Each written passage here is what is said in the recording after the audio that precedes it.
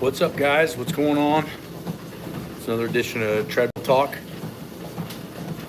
Getting started at about the same time we get started normally, about 7:15. Didn't really have any major topics at hand that I wanted to talk about. I think I watched something that Dave Tate posted. I don't know when it was. It was fairly recent, and he was talking about mindset for max effort work, and I think that's interesting. And I think it's a good topic to talk about on a Treadmill Talk. Your mindset for max effort work has to have balance. What's up, dude? Balance by meaning that if you go 100 miles an hour on your max effort work all the time, you're probably not going to sustain that training. It's going to wear you down. The only way you can combat the wearing down process from max effort training, in my opinion, is rotating movements, maintaining freshness. What's up, MJ? So that's why I'm such a firm believer and why the Soviets used a conjugate training program under Medvedev. The same thing with the Dynamo Club, which was, in my opinion, the strongest accumulation of lifters that the world has ever seen. And, if we look at powerlifting, for example, we don't see teams of people better anymore, right? We see individuals. So like we got that Colton Edelbright guy, which is totally impressive, the shit that he can do. I don't even think that people thought 10 or 15 years ago that was humanly possible. But who does he train with that's world record holders? The answer, I think, is nobody. And so what we're seeing in powerlifting is we're seeing these small little groups of people that are strong that don't really have a team around them. And so what we have to decide is maybe a training system that only works for one person is one thing. Having a training system that everybody's using that gets a lot of people better, i.e. world records, etc., national records, big time lifts, that's a whole nother kit and caboodle, right? So like, of all the differences that Louie and I had at Westside Barbell, the one thing I can give him a lot of credit for is he had upwards of 10,000 pound squatters in one gym, which was effectively what I would consider the US's version of the Dynamo Club. But if we go back 40 years, 50 years ago into the Dynamo Club of the Russian system, they used a rotating system of different types of lifts that allowed them to go heavy and hard week in, week out for many, many years. That was the other thing too, is if you looked at Dynamo Club lifters, most of them made it, if I remember correctly, 2 and 3 Olympics. That's a 12-year pro career, pretty lengthy for Olympic lifting. And so, although I believe that rotation increases longevity, and I think it's been proven a handful of times with Bondarchuk, Medvedev, and a handful of other people, Louis, you got to remember Chuck squatted 1,000 pounds from the time he was 26 until he was almost 45. Yeah, Bozicons, yeah. So we looked up what, if you remember, Tom Cruise was talking about being a player. Well, if you're in Afghanistan, a player is a Bozicon. So we've been using that. It's pretty funny. Anyway, back to max effort. So in max effort training, you have to have intensity, no doubt. But I'm not sure that the intensity needs to be at a level that the body can't sustain or recover from. And that's where RPE comes into play. So rate of perceived exertion. Now, when I was breaking world records, in a 15-week cycle, I had about 5 squat sessions that were 100%, meaning I had not one actual rep left in the tank. And I would always start the cycle off with a massive exercise selected that would smash me, meaning that week 15 out from a contest, I would take weights that I would probably fail. Now, I got a bunch of sets in before I got there, but I would take, say, 5 chain on a camber bar, and I would work my way up until I literally got crushed. And what that did was I called it a neurological wake-up call. It was basically like, all right, game's over. It's time to strain. Tell your body this is what it's going to be for the next, 15 weeks or so. And you just accept the fact that you're going to strain your nuts off. And I think the reason that we see a lot of people basically go back to using reps for everything is it's a comfort zone, right? If I have to hit 1 rep, 2 or 3 rep maxes all the time, most people can't mentally handle it. It's not that they physically can't handle it. They can't mentally handle the amount of strain that takes. Whether you're drug-free or assisted, it doesn't matter.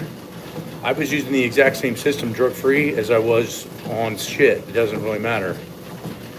Me going to failure on every set is why I'm getting injured often and making no gains. Yeah, can be the dude, for sure. I think that we've seen, even in some research, which in some ways you can hold with a grain of salt, just based on the fact of the type of person that they're using in the studies are usually not optimal. Going to a complete failure doesn't really have any advantages over going to almost failure. It's very marginal, maybe none. And on compound movements, it depends on how far you're going to neurologically wreck yourself, right? So if I go to 92% and I get 3% better, right? Let's just throw out a number. I get 3% better from that strain versus if I go to 100% and I get 4% better, but I'm exhausted, and then the next workout suffers, who gets better? The person that can accumulate more volume in the month. So, what's going on, Cecilia Collins? Muncie YMCA legend, yeah. It sucks they closed the Northwest YMCA down for lifting where I started.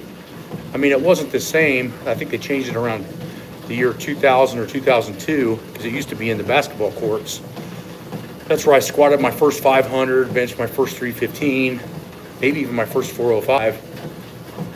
Yeah, Muncie's, it's weird. I was actually back there this last weekend just looking at some old family member graves and stuff like that. But yeah, if you're getting injured too often, the dude, what I would suggest is backing that intensity down just a hair, because injury usually means you're overreaching too far. And if you're not making any progress, it's probably because you're not recovering from your workouts. We all want to lay 100% intensity into the workouts, but we have to find that fine line between what we can do and what we can recover from. And those two things and two factors get difficult because on one side, you could not push hard enough. On the other side, you can push too hard. And the issue is, how do we find that gray area? And here's the problem. The gray area is pretty vast when you're younger. Hormones are better. Recovery ability is better. Body allows you to abuse it more often. As you get older, you don't recover as easy. You can still be within reason just as strong. My best raw squat was 865.5, which was the all-time world record in 2016, 9 years ago. I can still do probably 745 to 750 on a great day. I did 700 maybe like 2 months ago. It was still pretty easy. But I paid for it a lot longer, meaning that my training had to be smarter. And so what you find is that most people don't really learn how to train until you're at least in your mid-30s and been doing it for almost 20 years. Think about how many people we see as fitness influencers, that we see as, experts in the field, and how many of them actually push their ass off in their teens or 20s and their 30s, upwards into their 40s, to learn how the body adjusts to training. The answer is very, very few. We have people that are all research, and we have people that are all meatheads that train stupid and get hurt all the time, right? We use a tricep bench pretty often. We throw it in waves. To be honest with you, I haven't used it in a little while in this off season, and it's a great reminder, Patrick, to put it back in here in the next cycles. But the tricep bench, if you want to know when and where we use it, be on top tier Patreon and follow the workouts, and you'll see. We're getting ready to do a pretty massive bout of the tricep bench here in the next 3 to 5 weeks. because we're gonna actually taper to 1 rep maxes probably right before Thanksgiving, I'd say. I'm a strong athlete, tore my quad badly 4 months ago, fully recovered, and I'm doing front squats and zerchers, skipping back squats. Well, back squats are less quad. So what you would want to do is, the reason most people can back squat more than they can front squat is because they can use more muscle tissue on the back squat. So I'm always a huge proponent of back squatting. I think that it helps you learn how to use your hamstrings and hips. And your problem is if you tore a quad, now strongman stuff's a little bit different than powerlifting, but if you tore a quad, a lot of times, usually a muscle injury is telling me that that muscle is being overused because the body's compensating for something else that's not helping with the pressure, i.e. that your glutes may not be firing very well, or you may not have proper hamstring strength, so everything is going to the anterior side to do those things. So what you want to do is try to get the other muscles to function and fire properly and let the quad secondarily get strong. What you're telling me, Fanner, you're looking at it the opposite way and doing everything quad dominant, and you're not focusing on the posterior chain in a squat pattern, which might make that quad get torn easier again. Just my thought process off the top of my head. But let me not get off my topic too much. Max effort training is 90% and above, not 100%, right? If you look at, I'd have to get into my books. If you guys, again, are on the top tier Patreon where I post my library, you'll see a lot of the books and a lot of the excerpts that I've used over the last 25 years in my training, which I think are invaluable. But it's amazing how many people would have those questions answered if they were on that stuff and reading the things that I was posting. But the big thing is, guys, is that the body can recover from 90% or 9 RPE. It doesn't want to recover from 100%. Overdoing max effort work is the easiest way to ensure, in my opinion, backward progress, meaning you're not going to get any better. So the reason is because it's too much of a shock, right? The body needs an optimal amount of stimulus in order to get better. You go above that stimulus ratio because you want to work harder. The body throws white flags everywhere and starts to basically give up. Didn't the Soviets only go to 90% because it's better for longevity? Yeah, that's what I just talked about, Patrick. It's not even about recovery or longevity. It's about neurological strain. So the two ways that you can use max effort work year round and not get burned out and not get injured is to go to 90% and rotate movements. You need to be able to strain on multiple different exercises in order for your body to not neurologically burn out.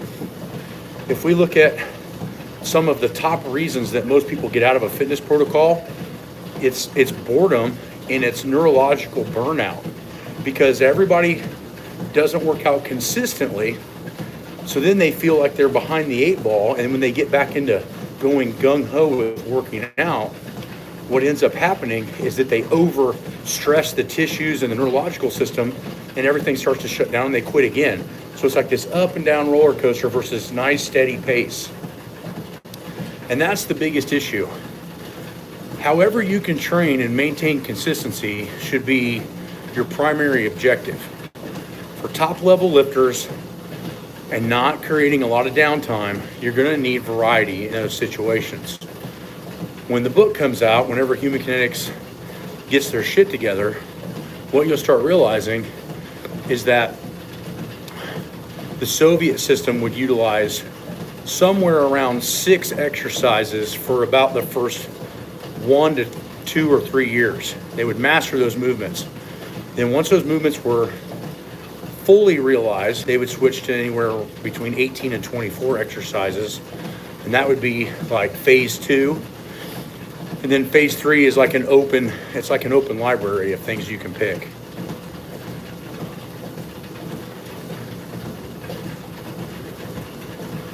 Well, the first thing I would really recommend, again, this is a very common question. you need to invest in bands. I can understand not having chains. They're expensive. They're in some places of the world, they're hard to get. Bands are cheap. Bands are easy. The other thing that you're going to need is look at it like building a car. If you want to build a really nice hot rod, right, like my 70 Charger or the truck I've been working on for like the last decade, you're going to need all different kinds of tools to do that. The body is no different. And so if you only have a limited amount of tools, chances are you're going to have a limited amount of growth. Or in a car aspect, you're going to have a moderate car. You're not going to have a good paint job. You're not going to have, good welds. You're not going to have, great electrical connections and always all these electrical issues. My point being is you have to eventually invest. I didn't have my gym in 2 weeks. I had my gym in like 5, 6, 7, 8 years of investing in my own training. And what's funny is that the stuff you really need in the long run is not super expensive. Now you can rotate other machines, but I'm always a huge proponent of trying to stay away from machine training because you don't create any balance. So the structure and the coordination is limited because your body is pushing in single planes in machines, meaning that you don't create any stability. So your strength is not only limited in what you can do as far as outside the gym, but also may enhance your injury process. And so I'm a huge proponent of being ultra stable under heavy loads, which is why we do a lot of hanging kettlebell work and bamboo bar work and all these other things. You can hit the same muscles with a machine, but the problem is my stabilizer muscles don't get activated. And this is where it gets confusing because bodybuilders don't give a flying shit about your body being functional. All they care about is aesthetics. And I have a lot of friends that have been ex-pro bodybuilders, Flex Wheeler, Stan Effing. I'm trying to think of some other people that I can come up off the top of my head.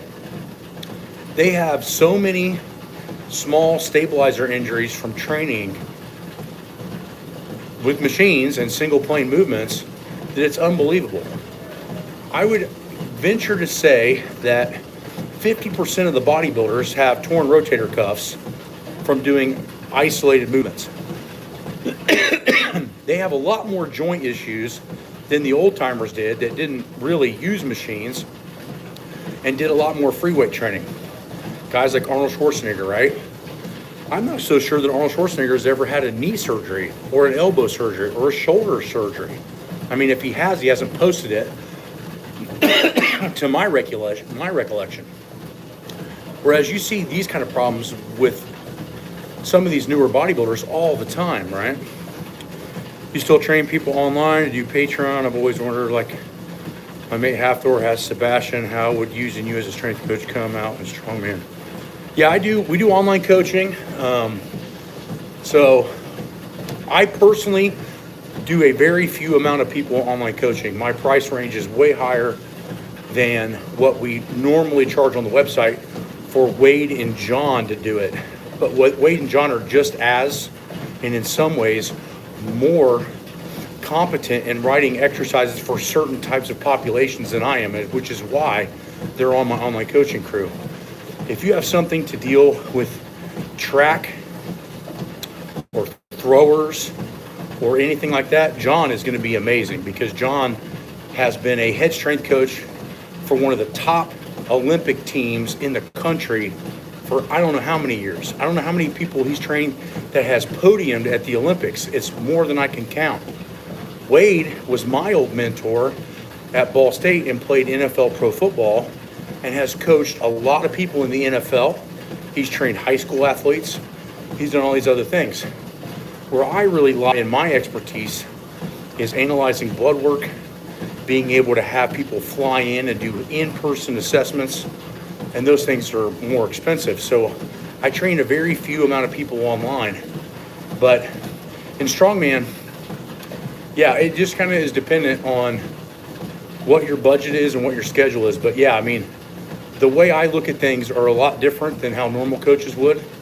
And I'm sure Sebastian is much like Stan was, right, with Thor. When Stan and I, if you watch the video of going to Costco to feed Thor, Stan was in charge of most of that, but I stepped back and helped and watched what he was doing. And after about a year or two, I noticed that Thor was still giving Stan credit for his diet stuff, but in reality, Thor was kind of in control of all of it because he had learned what Stan was doing and kind of branched off of it. So I'm sure that's probably what's happening with Sebastian as well. But it takes quite a few years. Wrapping up a deload week with Wade and online coaching. I'm pumped for test maxes next week. Definitely stronger and bigger than 12 weeks ago. Yep, that's awesome, Justin. I'm glad that you found Wade and found Wenning Strength. We try to help as many people as we can. It's just the damn market is so flooded with bullshit that it's hard for a real business to get through without spending a ton of marketing money. And I just won't do it. My whole thing is that if people don't do their due research, don't figure out who they're actually trying to get online coaching, they're probably not a good fit anyway. So what I find is that the people that dig around, look, try to find the experts are the ones that you want because one, they stay around longer, and two, they actually do what you tell them to do. That was a crazy shopping trip. Wasn't that only for a few days? Yeah, we actually went back to Costco.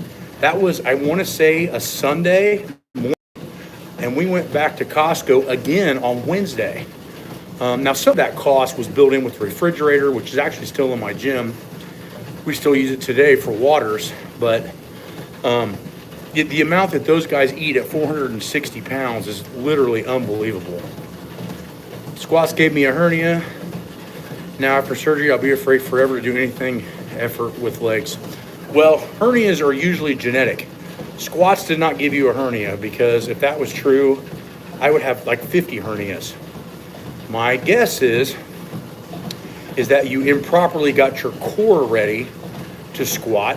You thought that, and again, I'm not busting your balls, but you thought that getting squat strong first would help you in whatever you were trying to do, which isn't totally wrong, but a lot of people don't have the core strength or the support system built yet to do the compound movements.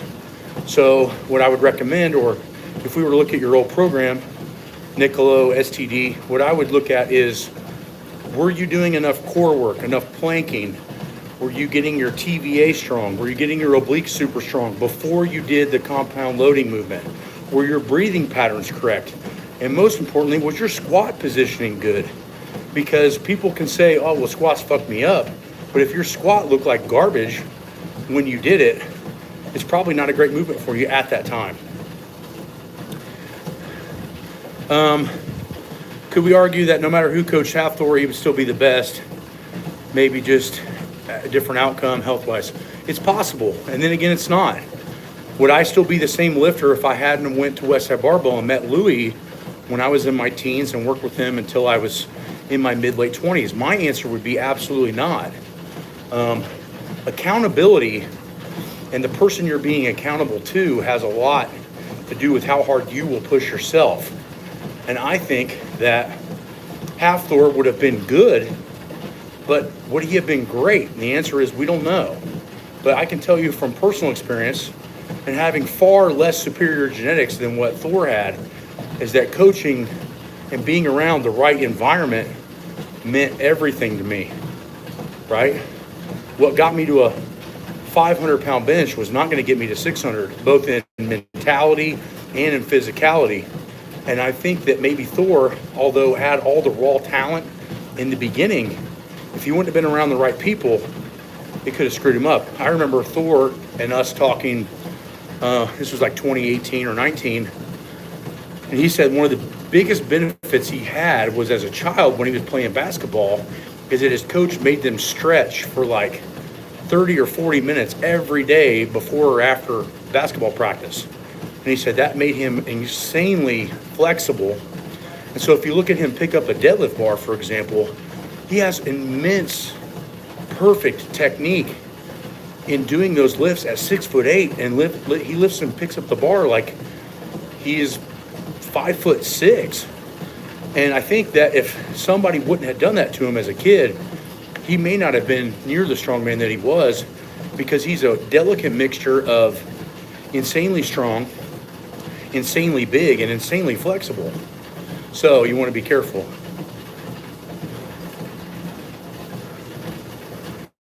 So, okay, so a lot of times doing the belts can be good and bad. The next thing is 20 reps, which we do that all the time, takes a lot of training upwards to that.